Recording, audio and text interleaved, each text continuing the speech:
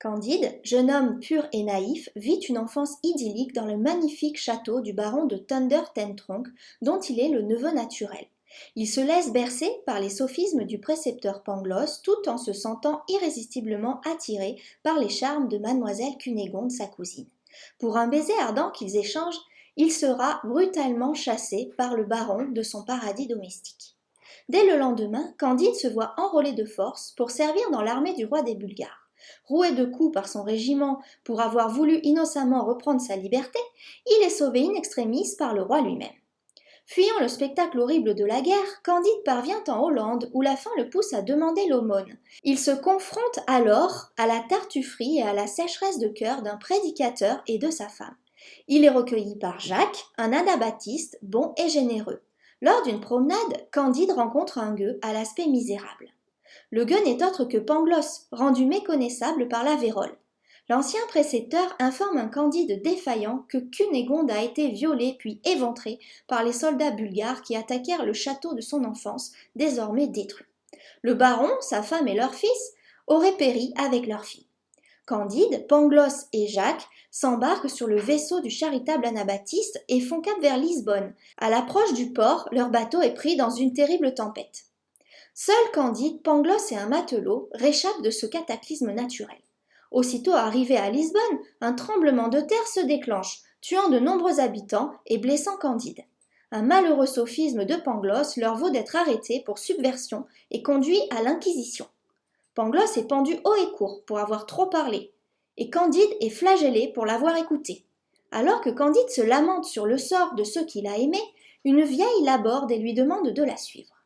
La vieille femme soigne patiemment Candide, le nourrit et le loge jusqu'à ce qu'il soit à nouveau sur pied. Comme Candide s'étonne de tant de bonté désintéressée, elle le conduit dans une riche maison de campagne. Arrive alors une jeune femme voilée qui n'est autre que Cunégonde. La belle surmonte son émotion et lui confirme le viol et l'éventration qu'elle a subi, puis implore Candide de lui raconter son histoire. L'amoureux s'exécute, tremblant d'émotion. À son tour, Cunégonde raconte par le menu son calvaire et celui de sa famille. Elle seule a échappé à la mort, sauvée par un capitaine bulgare qui en fit sa maîtresse. Puis elle fut vendue à un banquier juif, dont Isachar, qui dut vite se résoudre à la partager avec le grand inquisiteur de Lisbonne. Candide tue ses deux rivaux dans leur propre maison. Ce double crime pousse Candide, sa belle et la vieille, à fuir vers Cadix. À leur arrivée à Cadix, Candide se fait enrôler comme capitaine d'infanterie. Ils embarquent tous les trois avec 2 valets pour l'Amérique latine.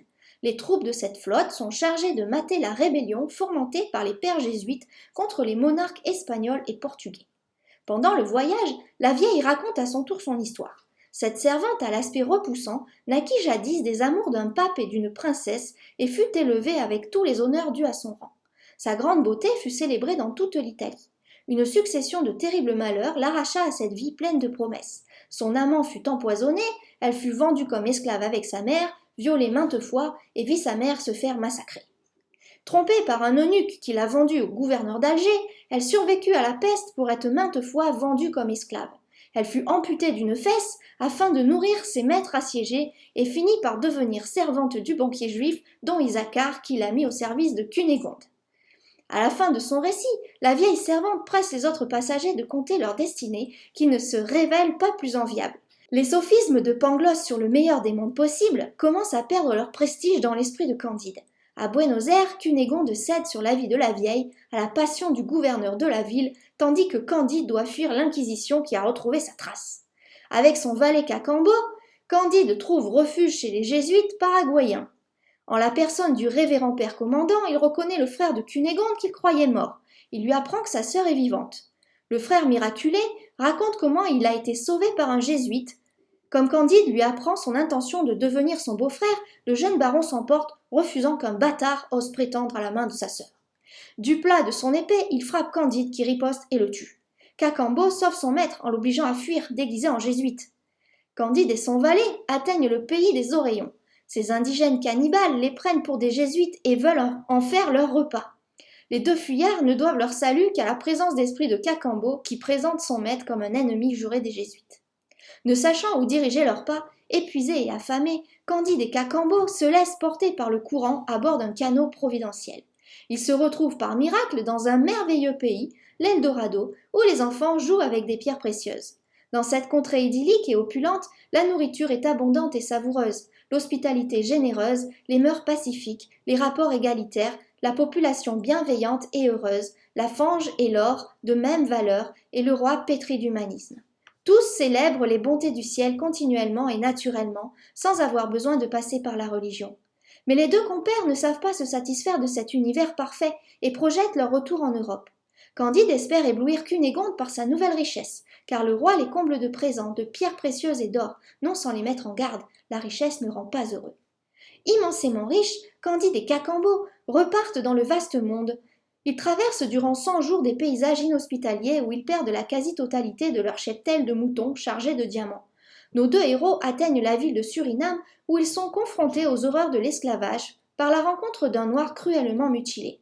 Candide, ému par sa détresse, révise alors la vision optimiste de Pangloss. Les deux compagnons se séparent. Cacambo part racheter Cunégonde à son amant gouverneur, tandis que son maître et ami ira l'attendre à Venise. Mais Candide se fait dépouiller par un marchand hollandais, puis racketter par un juge. Il s'embarque finalement pour Bordeaux en louant la compagnie d'un vieux savant choisi à cause de son destin tragique.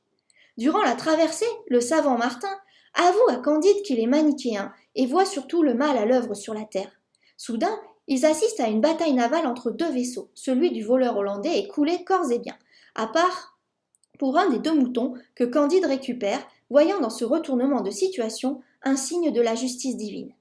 Au large de Bordeaux, Candide et son compagnon raisonnent sur la France, Paris, Venise, la finalité du monde, le libre arbitre.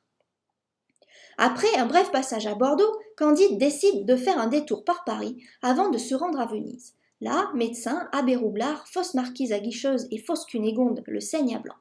Au moment d'être injustement arrêté, il ne doit sa liberté qu'au bakchiche laissé à l'officier de police. Celui-ci les aide à s'enfuir en les menant à Dieppe. Candide et Martin abordent en Angleterre à Portsmouth, mais Candide, terrifié par les mœurs violentes des Anglais, refuse de débarquer. Il vient en effet d'assister à l'exécution arbitraire et gratuite d'un amiral. Les deux compagnons font finalement cap vers Venise. À Venise, Candide est déçu de ne retrouver ni Cacambo ni Cunégonde. Il rencontre Paquette, l'ancienne amante de Pangloss, qui lui raconte être devenue, poussée par les circonstances, prostituée à Venise. Elle assure maintenant les plaisirs d'un moine nommé Giroflée. L'un et l'autre se plaignent de leur sort. Lassé de tant de misère, Candide propose à Martin de rendre visite au seigneur Pococurante, dont on dit qu'il n'a jamais connu de chagrin. Le seigneur Pococurante se révèle être une parfaite incarnation de l'insatisfaction chronique. Ce que Candide prend pour du détachement n'est en fait que l'expression du mépris d'un homme riche, blasé de tout et de tous, même des plus grands génies. Durant le carnaval de Venise, Candide retrouve Cacambo, devenu esclave, qui lui apprend que Cunégonde se trouve près de Constantinople. Il dîne avec 6 rois déchus, dont un à qui il fait l'aumône. Sur le vaisseau qui mène les 3 compères à Constantinople, Cacambo informe son maître, retrouvé, que Cunégonde est devenue esclave et qu'elle est maintenant hideuse. Quant à lui, il a été dépouillé de toute sa fortune et réduit à la condition la plus basse. À l'arrivée, Candide le rachète au sultan et ils embarquent tous dans une galère pour rejoindre Cunégonde. Là, parmi les forçats, ils reconnaissent Pangloss et le jeune baron qui ont tous deux miraculeusement échappé à la mort. Candide retourne à Constantinople pour vendre un diamant et payer leur rançon. Et les voilà tous libres, voguant vers Cunégonde sur une deuxième galère. Pangloss et le jeune baron racontent les aventures qui les menèrent aux galères après avoir été miraculeusement épargnés par la mort. Malgré les malheurs endurés, Pangloss persiste à croire que tout va pour le mieux dans le meilleur des mondes. Il retrouve Cunégonde et la vieille. Candide, malgré la laideur de Cunégonde, n'ose refuser d'honorer sa promesse de mariage et affronte à nouveau l'opposition inflexible du jeune baron. Candide se résout par devoir à épouser Cunégonde et renvoie l'importun baron aux galères. De toute sa fortune, il ne reste à Candide que la petite Métairie qui abrite désormais son épouse acariâtre et moche, la vieille Cacambo, Martin et Pangloss. Mais après tant d'aventures, tous s'y ennuient à mourir. Arrivent alors Paquette et son moine, plus misérables que jamais. Grâce à la sagesse d'un paysan turc, cette petite société apprend désormais à cultiver son jardin et découvre les bienfaits du travail et de l'autarcie. Vous pouvez écouter tous les livres au programme du bac de français en livre audio. C'est gratuit en cliquant sur le lien dans la description de cette vidéo et vous gagnerez beaucoup de temps.